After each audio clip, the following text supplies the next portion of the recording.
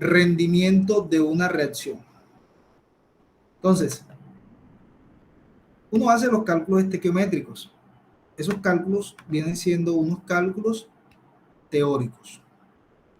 Cuando nosotros llevamos a cabo una reacción química en el laboratorio o cuando llevamos a cabo una reacción química a nivel industrial, la mayor parte de las veces la cantidad final que se obtiene de los productos es menor a la cantidad que yo esperaría obtener de acuerdo a los cálculos que hemos hecho con reactivo límite y sin reactivo límite.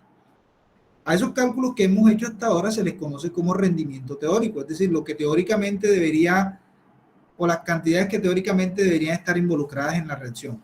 Pero en la práctica, factores como la presión, la temperatura, la pureza de los reactivos que se utilizan en el proceso, la reversibilidad de las reacciones, hay reacciones que son reversibles, es decir, que así como A produce B, yo tengo una reacción, por ejemplo,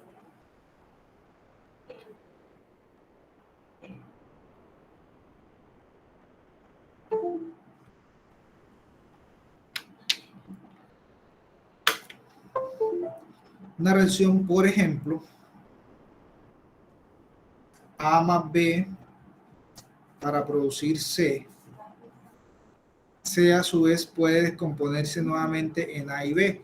A eso se le conocen como reacciones reversibles. Entonces eso va a bajar el rendimiento de lo que se quiere obtener en la reacción al final. C, una reacción química se realiza para a partir de los reactivos obtener los productos, ¿cierto? Entonces, el rendimiento de la reacción hace referencia a eso, a cuánto se obtiene con respecto a lo que se debería obtener. Ese rendimiento se calcula en términos de porcentaje. Se conoce como porcentaje de rendimiento o porcentaje de eficiencia. Se calcula de esta forma. La cantidad real que se produce o la cantidad real que tenemos de la sustancia con respecto a la cantidad teórica que deberíamos tener de la misma. La cantidad teórica es la cantidad inicial de la sustancia. Inicial no, la cantidad que, de acuerdo al cálculo estequiométrico que nosotros realizamos, deberíamos obtener. Lo real hace referencia a lo que en verdad se obtiene en el proceso.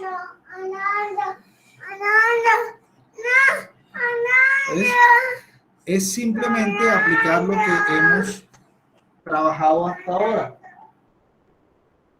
Miremos el siguiente ejemplo. El titanio es un metal fuerte, ligero y resistente a la corrosión que se utiliza en la construcción de naves espaciales, aviones, motores para aviones y armazones de bicicleta. Se obtiene por la reacción del cloruro de titanio con magnesio fundido entre 950 y 1150 grados centígrados. La ecuación química del proceso es esta. Nos dicen que en cierta operación industrial se hacen reaccionar 3.54 por 10 a la 7 gramos de cloruro de titanio con 1.13 por 10 a la 7 gramos de magnesio. Llévatela, Alejandro.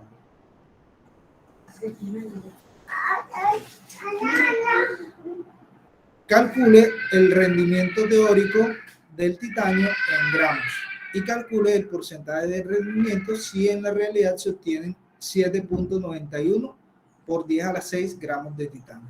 Al igual que con el reactivo límite, no necesariamente en un problema de este tipo a nosotros nos deben decir que calculemos el rendimiento teórico. Para yo calcular el porcentaje de eficiencia de un proceso, necesariamente necesito del rendimiento teórico.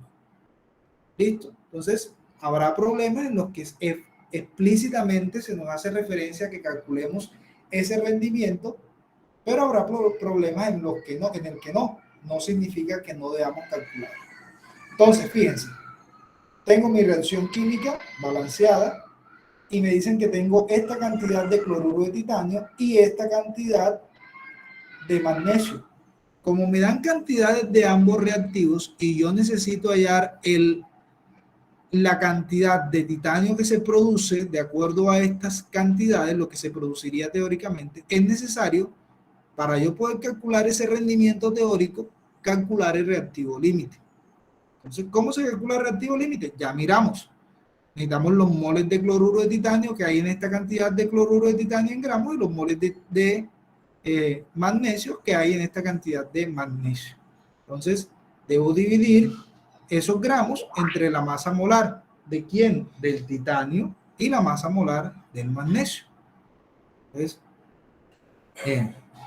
hago el cálculo respectivo, la masa molar del cloruro de titanio es 189.7, la del magnesio es 24.31. Realizo los cálculos de moles de cloruro de titanio y moles de magnesio y ahora debo dividir, recuerden, entre el coeficiente de cada sustancia.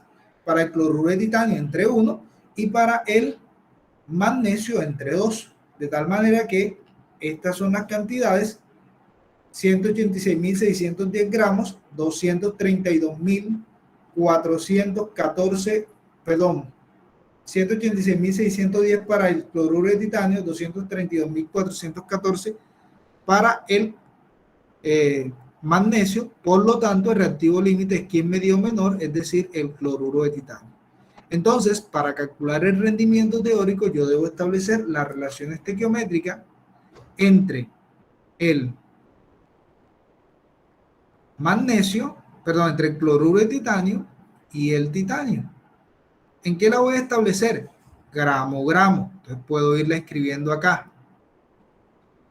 Masa de cloruro de titanio, 189.7. 1 por 189.7 gramos de cloruro de titanio produce 1 por la masa del titanio. Esa tengo que buscarla en la tabla periódica. No me la sé.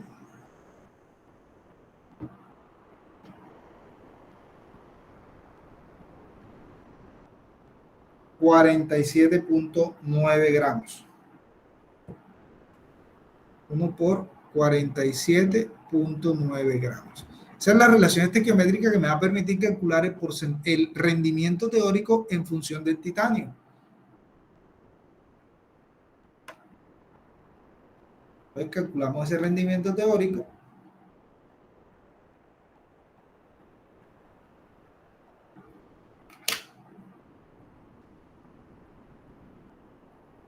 A partir del cloruro de titanio. Aquí es X gramos de titanio, no X gramos de cloruro de titanio.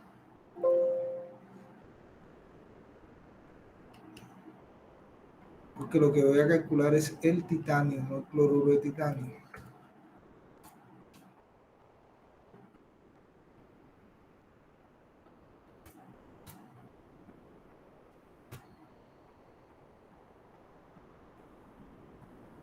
Entonces, la cantidad de titanio que tenemos inicialmente, o los moles de titanio, más bien, hacemos el cálculo directo con los moles.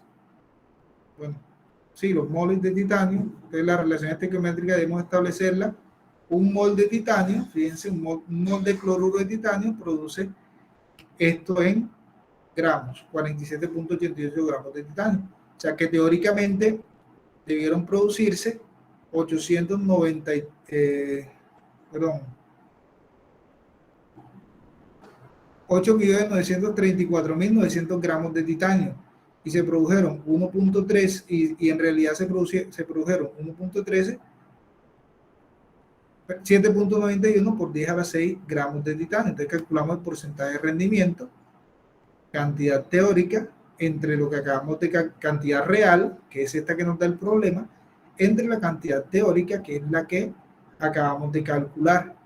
Y obtenemos que el rendimiento de la reacción fue de aproximadamente 88.5%. Es decir, que al final solamente se obtuvo el 88.5% de lo que se debería obtener, que es esta cantidad que tenemos acá. Entonces, habrá veces en las que tienen que calcular no el rendimiento teórico, sino que me da el porcentaje de rendimiento y yo puedo calcular el rendimiento real. Eso va a depender del problema, pero la clave está en la utilización de esa ecuación y en identificar a qué hace referencia el rendimiento real y a qué hace referencia el rendimiento teórico.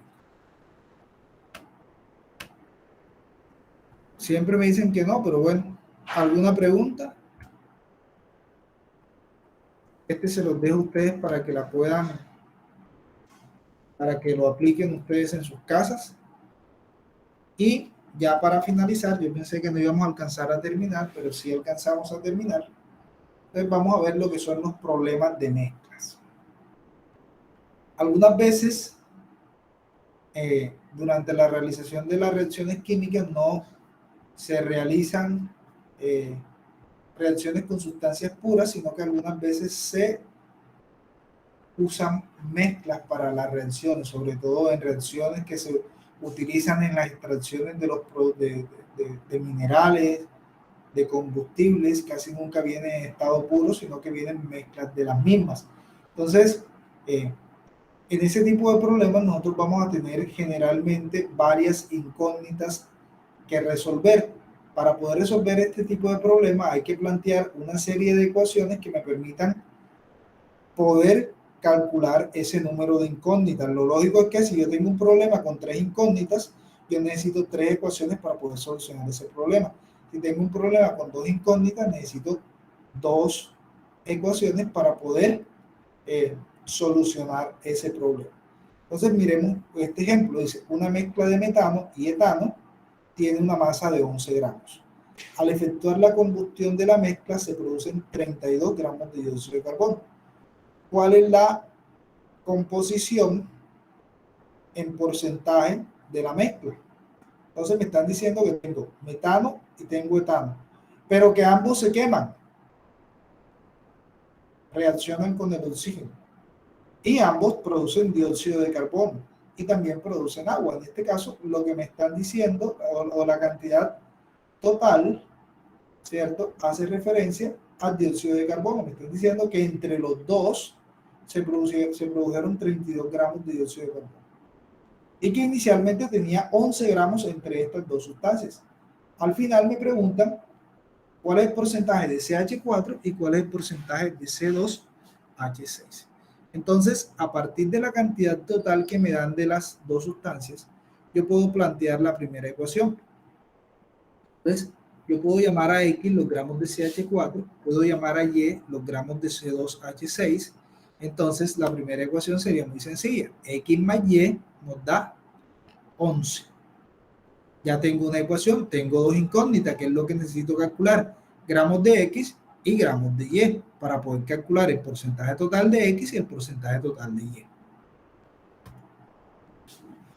En esta reacción se producen 32 gramos de dióxido de carbono, ¿cierto? Esos 32 gramos de dióxido de carbono, si yo me doy cuenta, una parte provienen por la reacción de X, otra parte provienen por la reacción de Y. Entonces, esos 32 gramos de dióxido de carbono van a ser igual a los gramos de dióxido de carbono que se producen a partir de X más los gramos de dióxido de carbono que se producen a partir de Y. Yo utilizo o voy a usar las relaciones estequiométricas entre el metano y el dióxido de carbono para estimar cuánto de dióxido de carbono se produciría. Obviamente, como no conozco la cantidad inicial de metano, esa cantidad me va a quedar en función de X. También voy a hacer lo mismo con el dióxido de carbono que se produce a partir del butano, del etano. Como tampoco conozco esa cantidad inicial en lo que yo quiero calcular, esa cantidad me va a quedar indicada en función de Y o de los gramos de iniciales de etano. De tal manera que debo aplicar la relación estequiométrica, ¿cierto? La masa molar del etano, que es 16 gramos, produce la masa molar del dióxido de carbono, que es 44 gramos. Entonces, X gramos de CH4 los voy a usar para calcular los gramos de CO2. Aplico la relación estequiométrica, hago todos los cálculos y encuentro que se producen 2.75 X gramos de dióxido de carbono. 2.75, la cantidad inicial de X se va a producir de dióxido de carbono. Con Y hago lo mismo, establezco la relación estequiométrica entre el dióxido de carbono y el etano. En este caso, 2 por la masa molecular del etano, que es 30, produce 4 por la masa molecular del dióxido de carbono, que es 44. Entonces, la cantidad de dióxido de carbono que proviene de Y sería Y, que no lo conozco, multiplicado por la relación estequiométrica. Al final se van a producir 2.93 Y gramos de dióxido de carbono, producto de esta segunda reacción. De tal manera que estos 32 gramos van a ser igual a esto más esto que tenemos aquí. Entonces tendríamos una segunda ecuación, 2.75x más 2.93y es igual a 32 gramos. Teniendo las dos ecuaciones, ya ustedes pueden elegir el método que quieran para resolver dicho sistema de ecuación. La primera ecuación es x más y es igual a 1. La segunda ecuación es 2.75x más 2.93y es igual a 32. Pueden elegir desde sustitución, eliminación, el método que ustedes quieran, determinantes, matrices, si quieren elegir matrices, lo que ustedes quieran. Yo creo que ustedes a esta altura deben saber resolver un sistema 2x2, un sistema 3x3.